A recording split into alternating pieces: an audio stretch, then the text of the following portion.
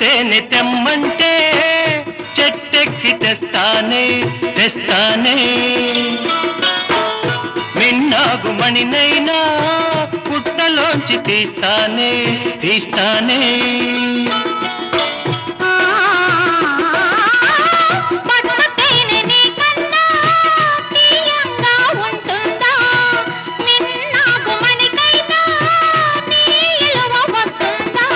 అంతేనా